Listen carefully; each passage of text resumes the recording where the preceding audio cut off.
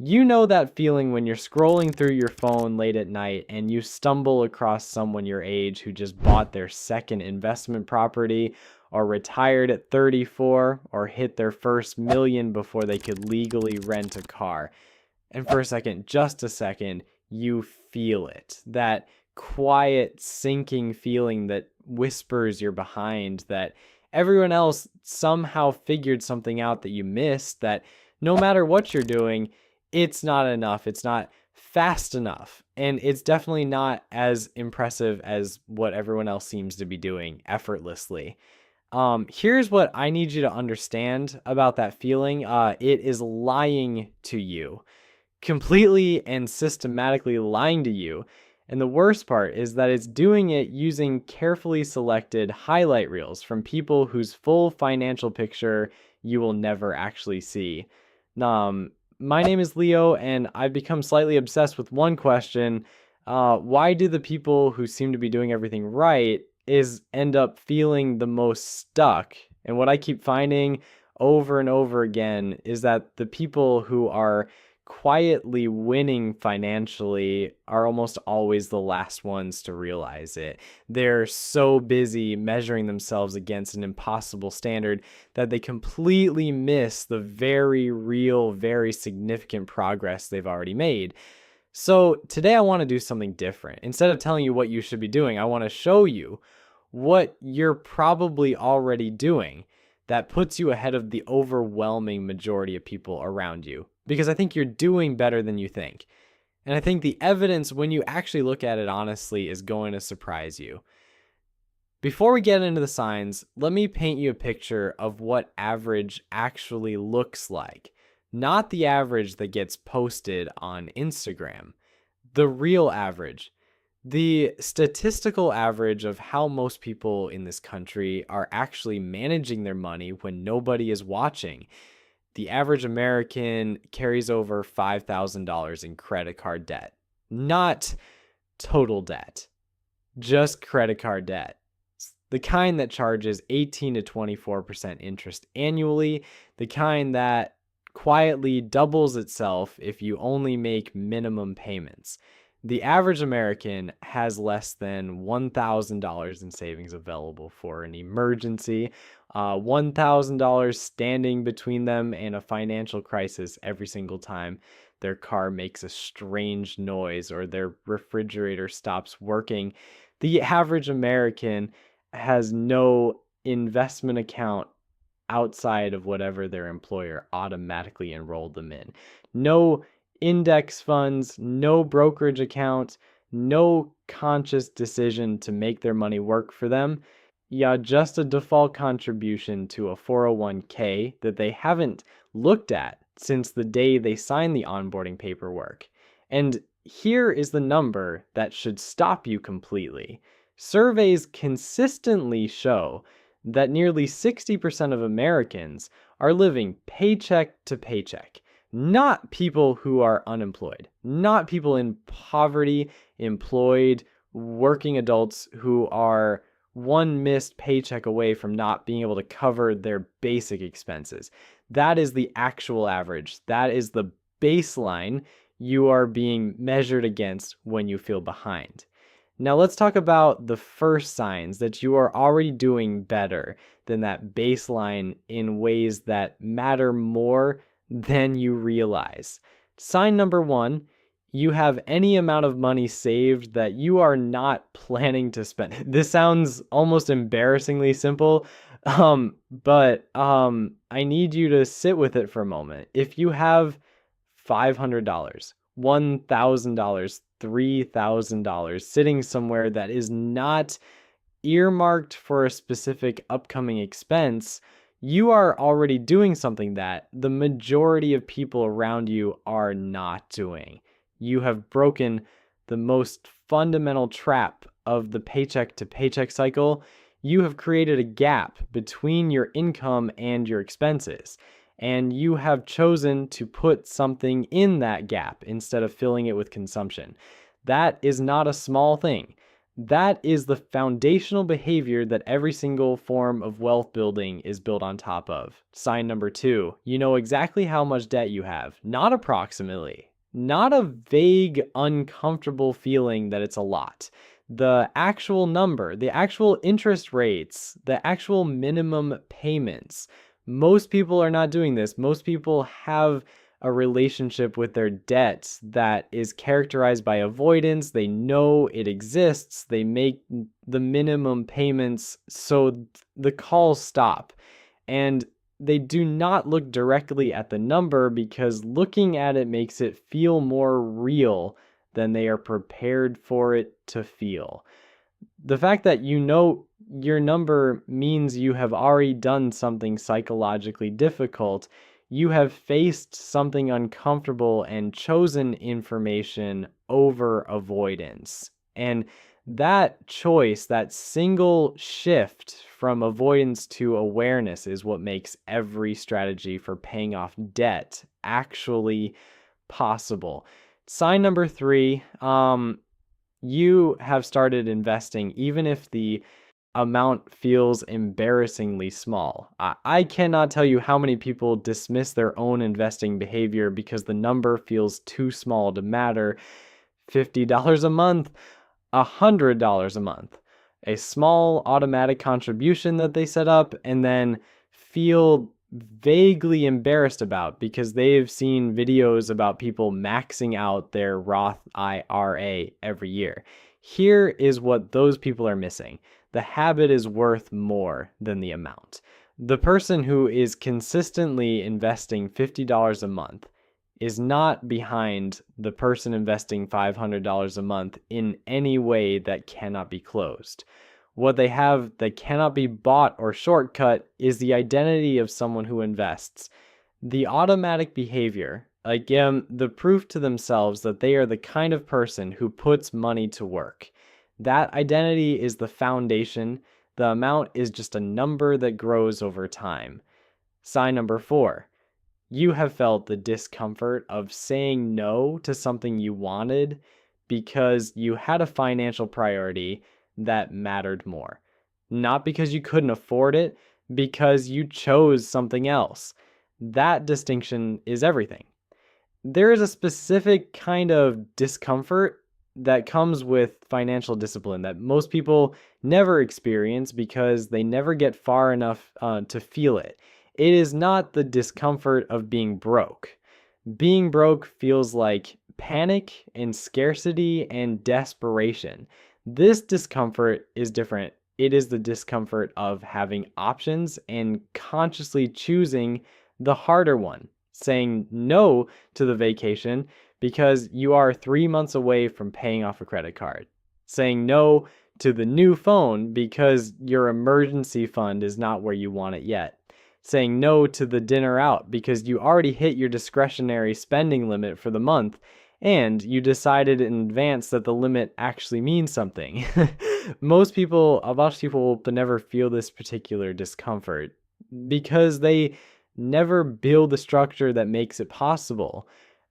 You cannot choose your financial priority over an impulse purchase if you have never defined your financial priorities in the first place. The fact that you have felt this specific friction means you've done the harder upstream work of deciding what actually matters to you financially. And that upstream work is rarer than you think. Sign number 5, you're not financing depreciating assets with high interest debt.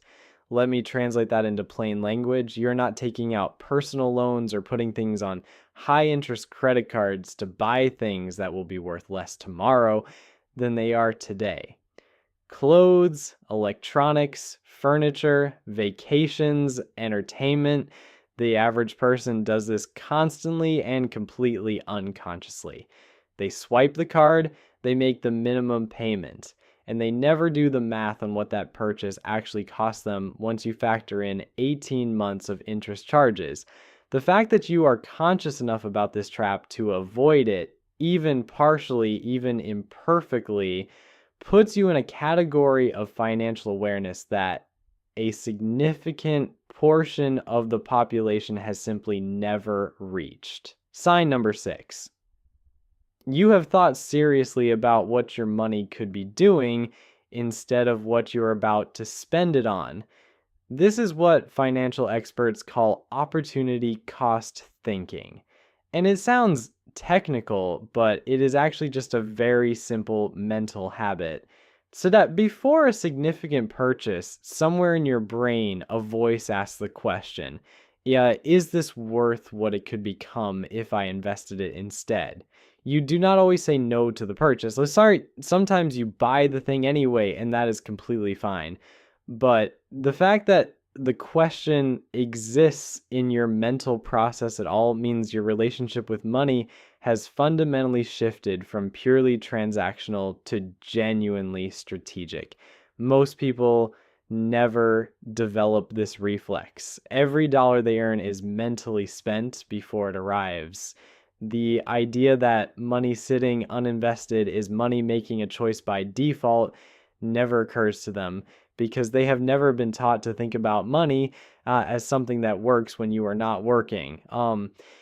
Sign number 7 is your financial stress has decreased even if your income has not dramatically increased. This one is subtle, but it is one of the most significant signs on this entire list. Like, financial stress is not purely a function of how much money you make. It is a function of the gap between your income and your expenses, the buffer you have built between yourself and an emergency, and the degree of control you feel over your financial situations. People who make $200,000 a year and spend $210,000 a year are more financially stressed than people who make $50,000 a year and spend $38,000. The number on your paycheck is not what determines your financial anxiety. Your margin is. And if your financial stress has gone down even slightly, even gradually, it means your margin has gone up. And margin is the thing that everything else is built on. Sign number 8. You have had at least one conversation about money that you would not have been able to have 2 years ago. Maybe you talked to your partner about a shared financial goal for the first time without it turning into an argument. Maybe you asked your employer about your 401k contribution options instead of just ignoring the paperwork. Maybe you called your credit card company and negotiated your interest rate down. Maybe you just had a conversation with a friend where you talked openly about savings and debt without the shame spiral that used to accompany any discussion of money. The ability to talk about money clearly and without excessive emotional charge is a sign of financial maturity that most people spend their entire lives without developing. Money is the most avoided topic in most households. The fact that you are moving toward it instead of away from it is a green flag that is bigger than almost anything else on this list. Sign number 9. Yeah, you have a number in your head that represents a goal and not just a wish. There is a profound difference between a financial wish and a financial goal. A wish sounds like I would love to have more money saved someday.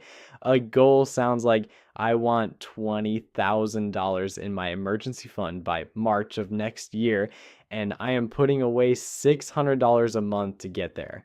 A wish is passive. A goal has a number, a deadline, and a monthly action attached to it. The research on this is overwhelming.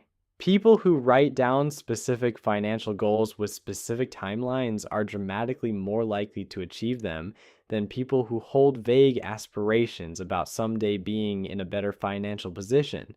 If you have a number in your head that you are actively working toward, you are doing something that the majority of people around you have never done.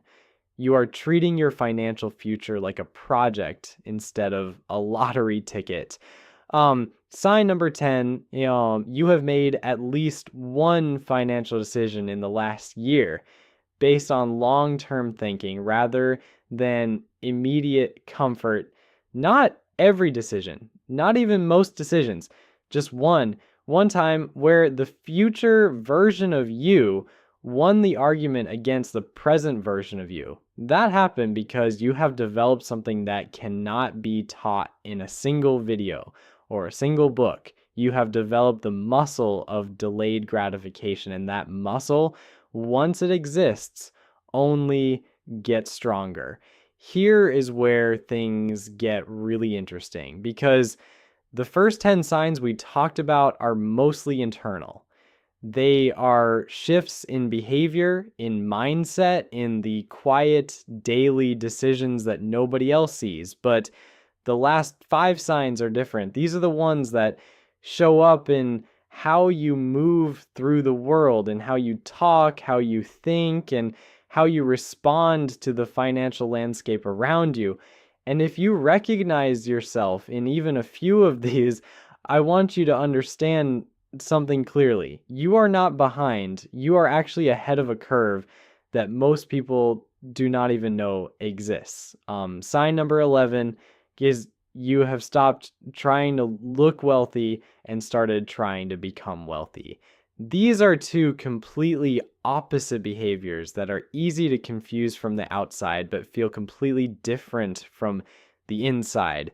Trying to look wealthy means your financial decisions are made for an audience. The car you drive, the apartment you live in, the clothes you wear, the restaurants you post about, every purchase is partially a performance. And performances are expensive. They require constant upgrading because the audience's expectations keep rising and because someone else always has a newer version of whatever you just bought.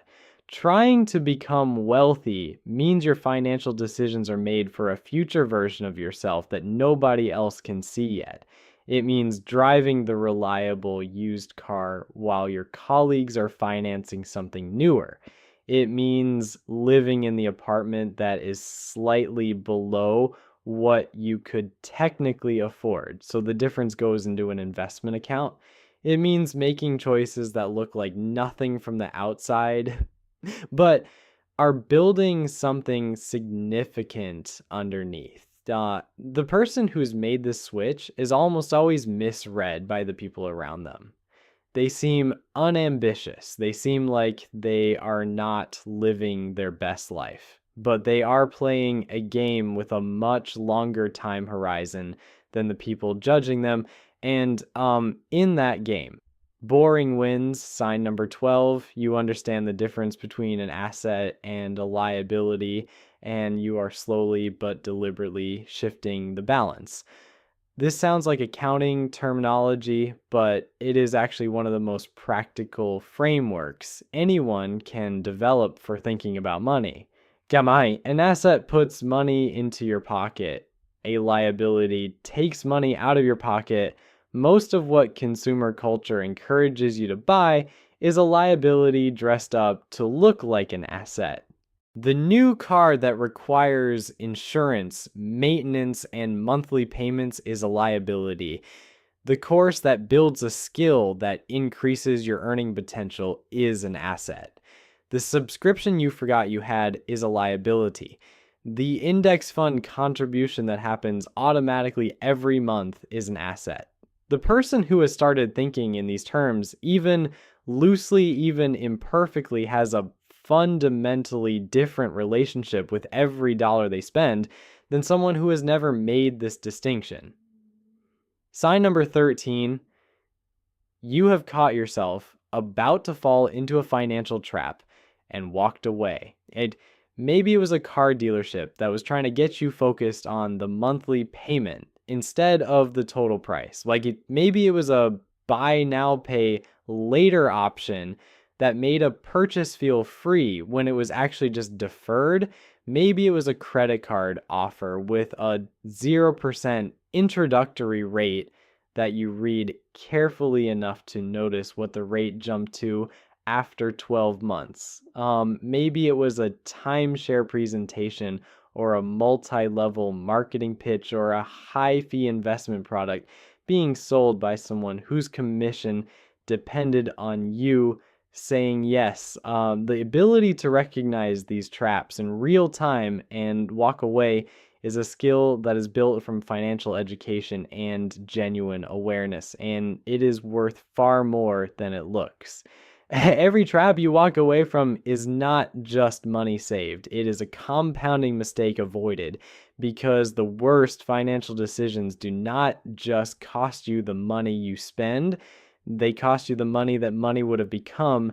Sign number 14, you are the person in your social circle that others come to when they have a financial question. This one might make you uncomfortable because you probably do not feel like an expert. You probably feel like you are still figuring it out yourself. But here is what that discomfort is actually telling you. You have crossed a threshold of financial literacy that puts you visibly ahead of the people around you.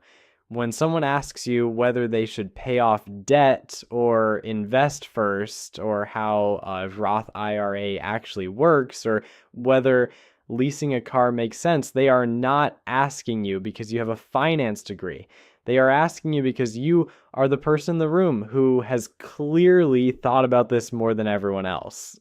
That reputation does not come from nowhere. It comes from the reading you did, the videos you watched, the decisions you wrestled with, and the genuine curiosity you developed about how money actually works. Do not dismiss it.